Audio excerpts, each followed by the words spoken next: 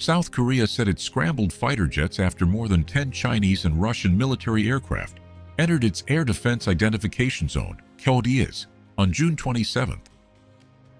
Seoul's Joint Chiefs of Staff said the Chinese and Russian aircraft entered and later exited the KODIZ over the East Sea and the South Sea.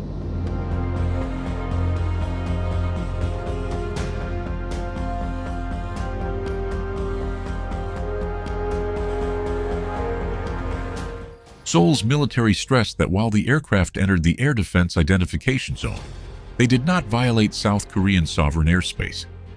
An Air Defense Identification Zone is not sovereign airspace, but a buffer zone where countries identify approaching aircraft for security purposes.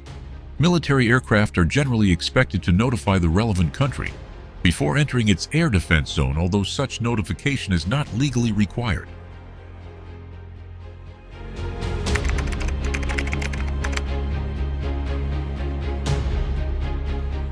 The U.S. Air Force has permanently based Northrop Grumman RQ-4B Global Hawk Block 40 unmanned reconnaissance aircraft at Yokota Air Base in Japan.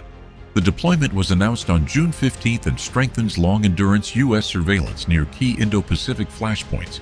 By relocating the aircraft from Guam to western Tokyo, the United States places persistent intelligence, surveillance, and reconnaissance coverage closer to the East China Sea, the Sea of Japan, and regional air and maritime corridors, where early warning and target tracking are increasingly important.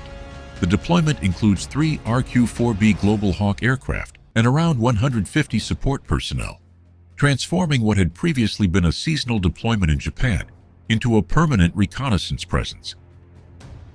The aircraft's high-altitude endurance provides U.S. and allied commanders with greater ability to monitor military activity, strengthen deterrence, and sustain intelligence collection across contested Indo-Pacific operating areas. The RQ-4B Block 40 is an unarmed reconnaissance aircraft. Its primary tactical advantage is persistent surveillance rather than surprise attack capability.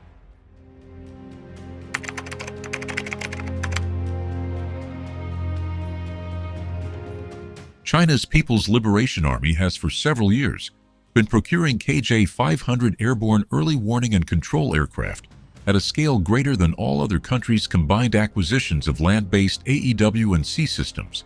The KJ-500 fleet is now estimated to exceed 50 aircraft, making it the world's largest fleet of its kind. Its closest competitor, the Boeing E-7 Wedgetail, has been ordered by several countries but typically in fleets of only 3 to 7 aircraft.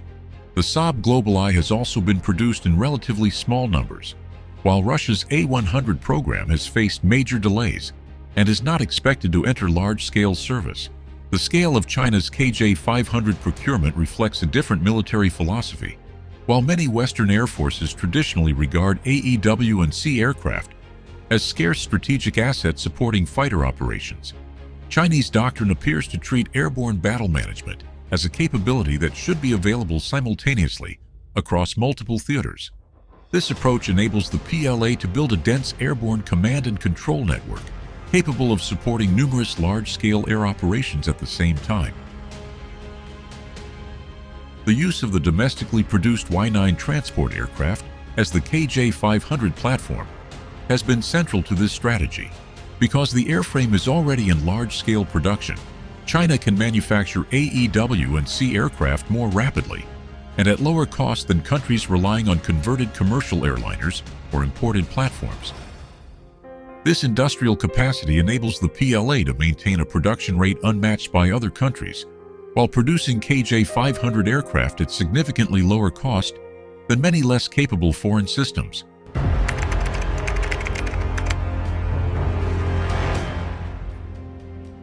China on June 27th removed 6 military lawmakers, former financial regulator Li Yunze, and recently investigated Politburo member Ma Xingrui, from the National People's Congress, the country's top legislative body, according to state-run Xinhua news agency. The report cited a notice issued by the National People's Congress Standing Committee, which did not provide any reason for the dismissals. According to a separate notice issued by the National People's Congress Standing Committee on June 26th, a total of 13 members of the legislature were removed and 1 member resigned. The removals included 6 senior People's Liberation Army officers. The latest dismissals are viewed as another indication that President Xi Jinping's anti-corruption campaign within the Chinese military continues without slowing down.